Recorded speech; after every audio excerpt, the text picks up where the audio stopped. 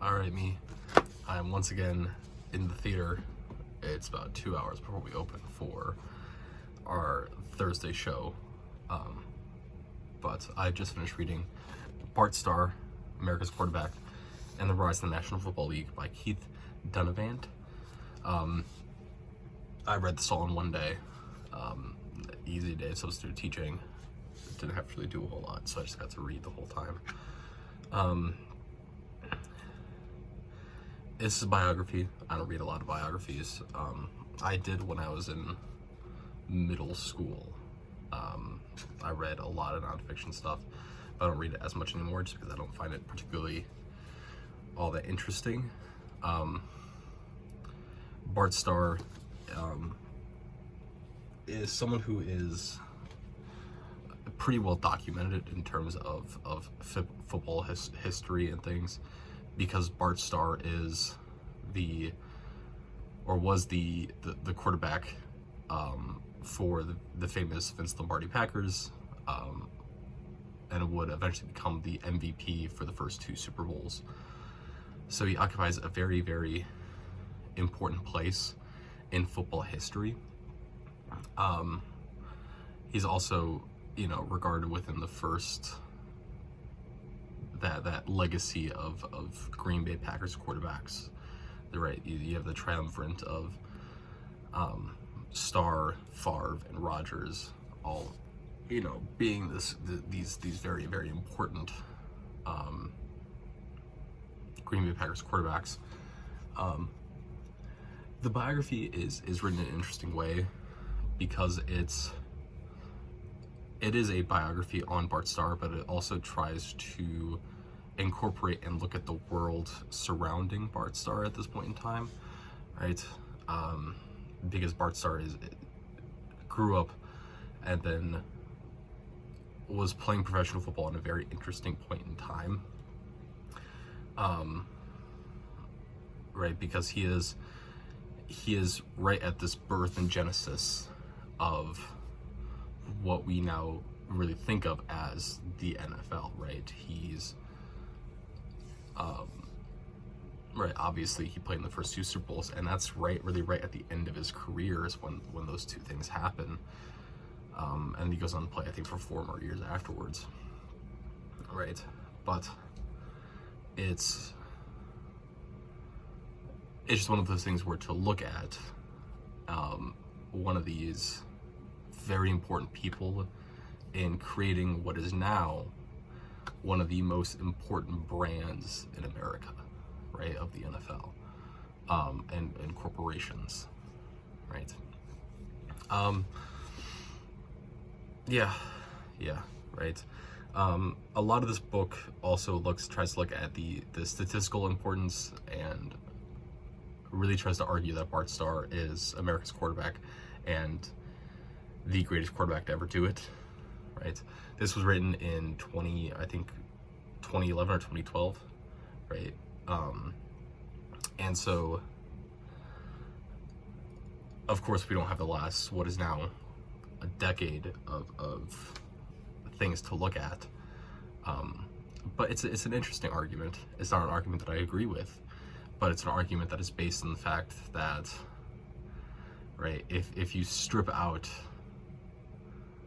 all of these other things that are surrounding Bart Starr, and you just look at the statistical importance, right? Obviously, the way that he played was very different to quarterbacks at the time, and therefore makes him look way better, right?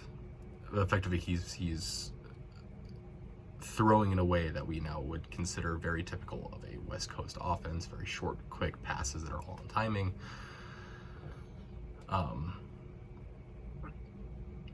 But also had the traditional run game that would be expected of that point in football history, because the passing renaissance hadn't quite happened yet.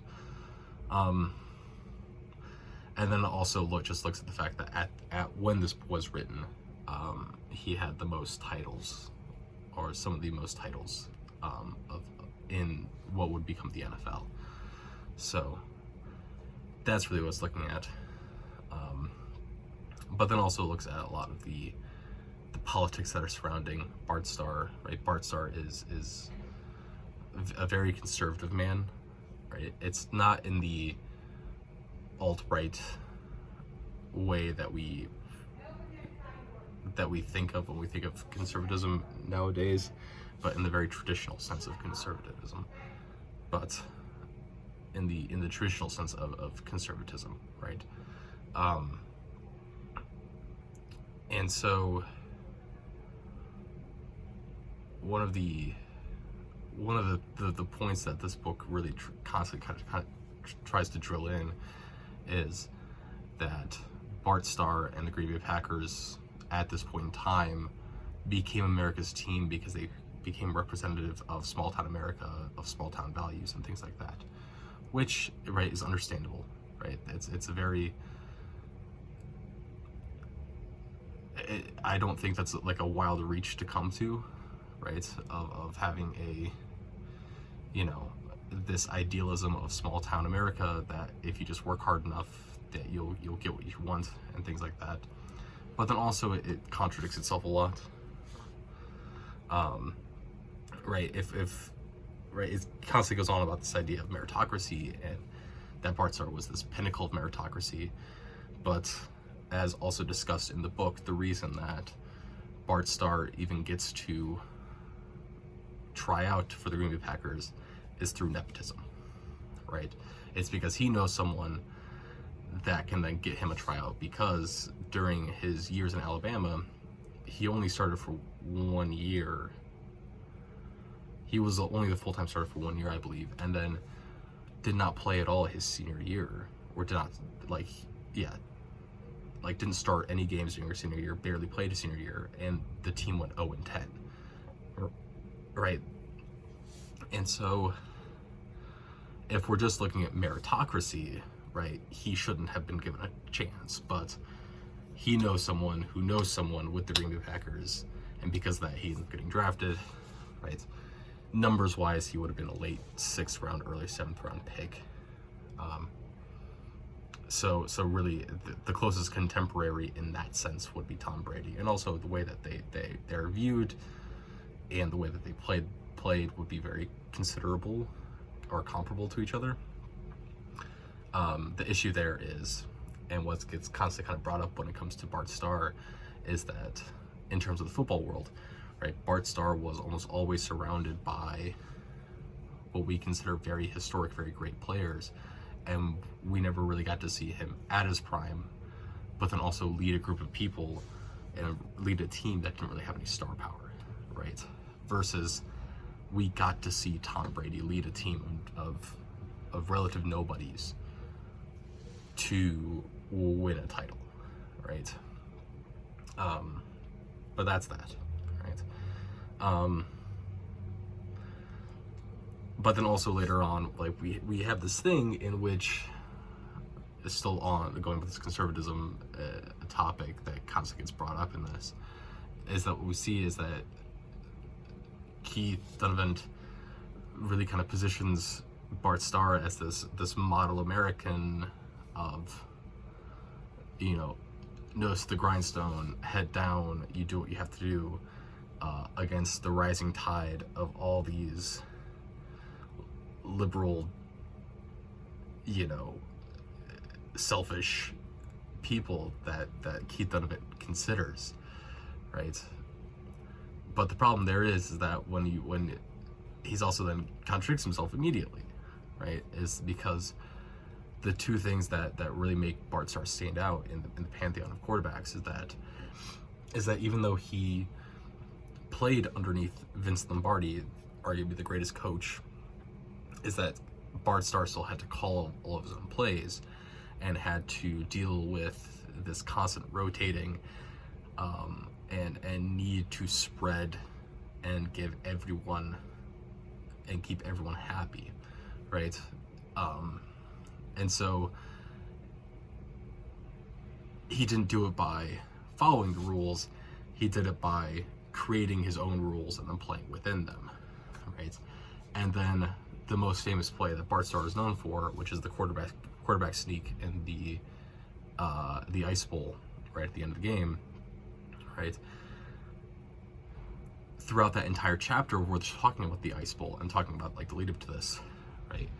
Is Dunnavant is talking a lot about the historical background that's happening at the 1966, 1967 point of free will and you know, ignoring the status quo and going and doing what you want. And then proceeds to right, congratulate and thank Bart Starr for this, but the play that Bart Starr is most known for is a play that he created himself, and he did himself, and that he did, and he called in a way because that play wasn't in a playbook, right? A quarterback sneak did not exist in the Packers playbook. And so, right, Bart Starr has done what has just been criticized consistently by Keith Dunnavant, which is the effectively abandonment of the rules and the status quo in order to achieve something, right? You know, it's one of those things where, like, you know, obviously, like, that's me picking out certain points and things, right? But I think it was just a really weird argument and a really weird thing that was constantly kind of brought back up to, but then also didn't match up with what was happening and being described. Yeah, right. Having grown up with parents that were both from Wisconsin, and you know, my entire extended family from that side are all in love with the Packers, and I grew up a Packers fan when I was really paying attention to football. You know, it's not, the story of Bart Starr and what he means is not lost to me, right? It's a story, it's stories that I've heard for forever, right? Especially once I was of age of 11 and 12, which was when this book was published, of where, like, I saw Aaron Rodgers play, and he won the Super Bowl against Pittsburgh Steelers, and there was a lot of comparisons that were being made, and just constantly storytelling about the way that these old Packers teams used to be, right? So, I don't know. It was a good biography, yeah, right? Was it kind of muddled at points? Yeah, right? Did it make some weird arguments and comparisons to things? Yeah, right? Yeah. Yeah, that's really it. That's really all I got for Bart Starr and Keith Dunnavant.